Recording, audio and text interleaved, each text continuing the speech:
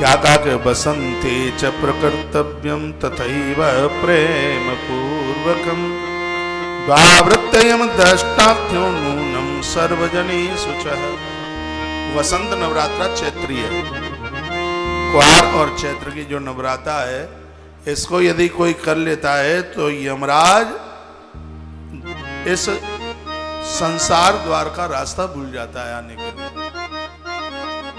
इस व्रत की इतनी बड़ी महिमा है। और बड़ी सुंदर बात यहाँ कही गई है, इसमें कहा गया है इन दोनों व्रतों के समय पर रोटियां जरूर छोड़ें। जो कभी मैं आपको बीच में भी मैं बोल देता हूँ, लिखा है बसंत सरदावेव सर्वनाश कराबु बहु। इसमें अन्न छोड़ दोगे तो रोगों का नाश हो जाएगा, क्योंकि एक नवरात्रा ऐसी है जहां गर्मी निकलती है और सर्दी आती है, और एक नवरात्रा ऐसी है जहां सर्दी निकलती है गर्मी आती है। तो पुराने बुजुर्गों के मुंह से आपने सुना होगा, बेटा थोड़ा सावधान रहना, कहीं सद्द गर्म नहीं है जे। और जब सद्द गर्म है जाए भैया, निमोनिया बनवे के आसार है जाए, टाइफाइड बनवे के आसार है जाए, प्लेट नीचे बिल्कुल बैठ जाए, तमाम बीमारियां होती हैं सद्द गर्म के मिलने से। इन दिनों में भारी बीमारियां फैलती है। मौसम चेंज होता है, जुकाम होगा, खांसी होगी, बुखार बढ़ेगा, और भी तमाम तरह की बीमारियां हैं। ये चैत्र की नवरात्रा और इस समय की नवरात्रा, इन दिनों में बहुत सावधान रहने की जरूरत है। जहां तक पंखा भी कम चलाइए, ठंडा पानी भूलकर मत पीजिए। इन दिनों में गर्म पानी पीने का अभ्यास कीजिए। गरम गरम रोटियों के ऊपर पानी ऊपर से ठंडा मत पीजिए, बीमार हो जाएंगे, दिक्कत हो जाएगी। ये तो ग्रंथ में लिखा है कि बसंत सरदावेव सर्वनाश कराबु बहु। यदि क्वार और चैत्र के रोगों से बचना है तो माता रानी की पूजा करते हुए अन्न को छोड़ देना इन दिनों में।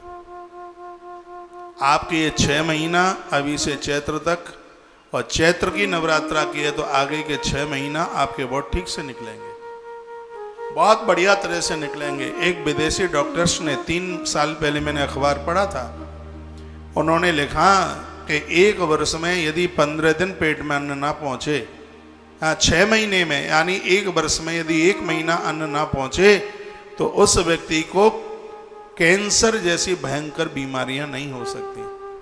अन्न छोड़ने में इतने फायदे हैं। इन दिनों में व्रत के समय पर खान पान का ध्यान रखें, अपनी सेहत का ध्यान रखें, ज्यादा घूमे घामे नहीं, अपने काम से काम रखें, नहीं तो यह बीमारी अपना घर बना लेगी। ये सर्दी और गर्मी और सर्दी ये ऋतुएं मिलती हैं, ये उस समय का ये समय है। तस्मात् तत् प्रकर्तव्यम चंडिका पूजनम बुधई चैत्र अश्वनी सुबह मासे भक्त पूरम नराधिप। यूं तो 4 हैं वर्ष में, आश्विन मास और चैत्र मास दोनों विशेष हैं, और उन दोनों में भी आश्विनी मास, जैसे दूसरे शब्दों में क्वार का महीना कहते हैं, आसोज भी कहते हैं, कई नाम है उसके, इनको बहुत ही ज्यादा शुभ बताया गया। क्या करना है कि अमावस्यां च संप्राव्य संहारं कल्पये शुभम हविषं चासनं कार्य एक भुक्तम तो तद्दिने। पूरा भोजन नहीं छोड़ सकते हैं तो अभ्यास करें, एक समय ही भोजन लें, एक टाइम भोजन ले लें, एक बार फलियार ले लें, तो भी आपका व्रत बढ़िया ही माना जाएगा। एक बार आहार ले लें, इसको एक भुक्त व्रत कहते हैं। यह भी व्रत में ही आता है, एक भुक्त व्रत इसे कहते हैं। एक बार फलियार और एक बार आहार। नवरात्रा के व्रत में भी फलियार में इसमें दूध फल ज्यादा चलता है। दूध लें, फल ले लें, सिंगाड़े की लपसी ले लें, कुछ कूटू का बना हुआ ले लें, सिंगाड़ा सिंगदाना, मूंगफली के दाने, दूध है, घृत है, दही है, फल है, ये चीजें आप ले लें। और कोई ऐसी बहुत बड़ी तकलीफ वाली बात नहीं है कि 9 दिन कैसे निकलेंगे, आराम से निकल जाएंगे। इसमें कल 10 मंत्र राम जी के बताए गए थे, वो जपें, राम रक्षा स्तोत्र का पाठ करें। इसमें आप सप्तशती का पाठ, दुर्गा सप्तशती का पाठ और रामचरित मानस का पाठ आप कर सकते हैं, वह कीजिए। रामायण की चौपाइयां तो नवरात्रा में सिद्ध हो जाती है, राम रक्षा स्तोत्र सिद्ध हो जाता है। हनुमंत लाल जी तो 365 दिन झपकी लगा करके राम रक्षा स्तोत्र का पाठ करते हैं। हम भी कर रहे हैं, आप भी करें। माइक खोलिए। लिखा है कि पड़वा से जैसे पूजा शुरू होती है तो संपूर्ण तैयारी है, व्यवस्था है, अमावस्या को कर लो। प्रतिपदा के लिए तो कुछ छोड़िए ही मत। स्पष्ट लिखा है जो पूजा में बैठकर से क्रोध करते हैं, मां भगवती उनके ऊपर रूठ जाती है। क्रोध ना करें, कुछ मांगना ही नहीं पड़े, संपूर्ण तैयारी करने के बाद फिर अपनी पूजा आप शुरू कीजिए। मां को बैठाने के लिए मंडप बनाइए, उसमें चुनरी लगाइए, लाल तरह की साड़ी लगाइए। लाल वस्त्र पहनने की बड़ी महिमा है, पर आप मानोगे नहीं, आप तो कहां पहनेंगे। वो तो कछुए थोड़ी सी मैया दिख रही है जो लाल पहने हो, नहीं तो सिर्फ रंग बिरंग ही पहने। मैया के लिए 9 दिन के लिए अलग अलग रंग चलते हैं, और जिसमें सिगरेई रंग हो वो मैया की बड़ी अद्भुत चुनरी है। मां की जब पूजा करें तो चुनरी हो, चुनरी के साथ मां की पूजा की जाए। इस सिगरी बातें लिखी हैं। नवरात्रा पूजन की विधि आप इस समय आप समझ रहे हैं, सुन रहे हैं। गौर मृद गोमया व्याचलेपनम कारयेत तन मध्ये वेदिका शुभ्रा कर्तव्या च समास्ततः। गैया के गोबर में मिट्टी डालकर उस स्थान की लिपाई की जाए। अब त्याय तो पक्के पक्के फंस हैं, वहां कहाँ लीपोगे, गैया की गोबर थे। तो आप जल में गौमूत्र, गंगा जल में गौमूत्र डालकर कुछ वहां छींटे लगाइए। हाँ, उस स्थान को पावन कीजिए, पवित्र कीजिए।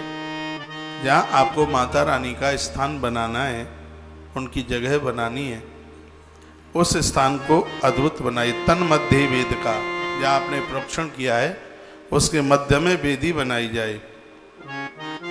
ब्राह्मणों को पता होता है वेदी पूजा की बड़ी महिमा है। संपूर्ण देवताओं को, ये आप देख रहे हैं वेदियां, ये नित्य यहाँ बंधन होता है, पूजन होता है।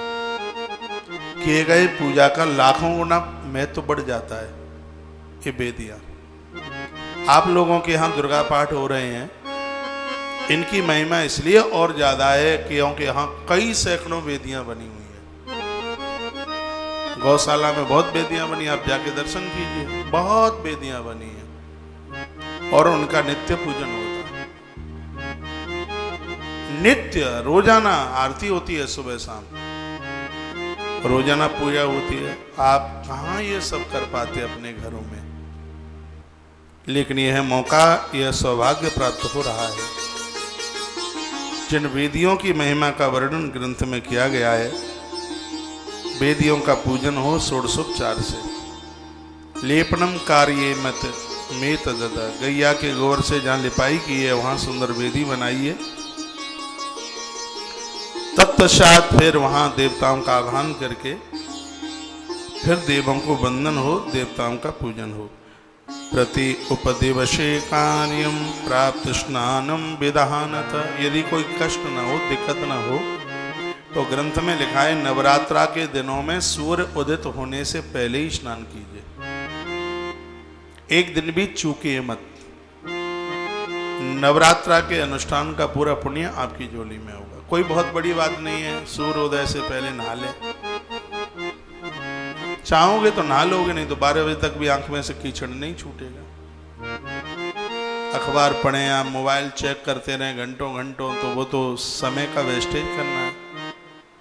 थोड़ी इन ग्रंथों की भी बात मान ली जाए। प्रति दिवसे कार्यम प्रातः स्नान विधानता। बिना नहाए कोई भी कार्य पूजा का आरंभ मत कीजिए। ये नहीं निर्माल्य पहले उतार दिया, साफ सफाई पहले कर दी, चलो बस 4 लोटा पानी मूड पे डाल के आ जाओ। बिना स्नान किए तो देवी देवताओं को छुआ तक नहीं जाता। निर्माल्य भी तब उतारिए जब आप नहा धो करके आ गए। एक कटोरी में रोली चंदन अलग से रखा करें। जैसे ही नहा के आए हैं पहले अपना स्वरूप बनाइए, रोली लगाइए, चंदन लगाइए, भगवान को जगाने के लिए परमात्मा से अनुमति मांगिए, उन्हें हाथ जोड़िए, उन्हें वंदन कीजिए, उन्हें प्रणाम कीजिए। उसके बाद घंटा घड़ियाल बजाइए, बिना अनुमति के नहीं,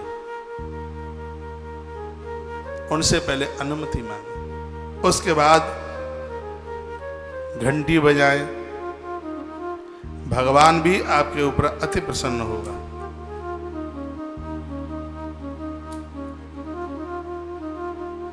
बोलो बांके बिहारी लाल की जय हो, हनुमान जी महाराज की जय हो, जय जय श्री राधे, जय जय श्री राधे, जय जय। श्री राधे।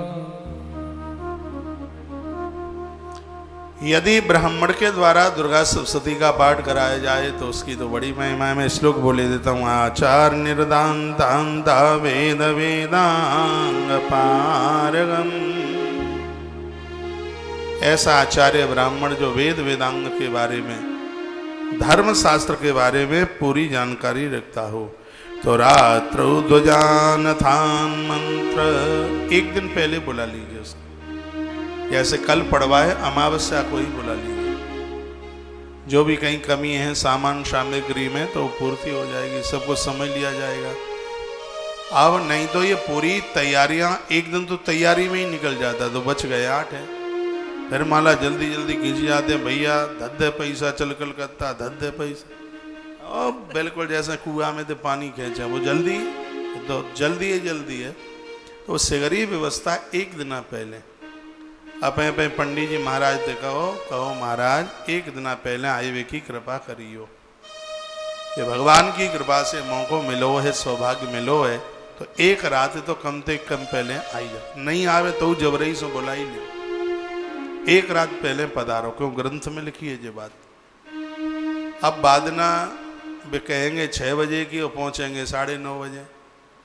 अब 9:30 बजे पहुंचेंगे वे तो पूजा को टाइम है। फिर तुम्हें कछु पंडित जी दूध केला देनो पड़ेगो, कछु खाए पीवे की व्यवस्था करनी पड़ेगी, और भाई बनाए हुए में बच जाएंगे 12। आराम थे 12 ये तो से हमारी देखी वही बातें हैं। 12 बज गए,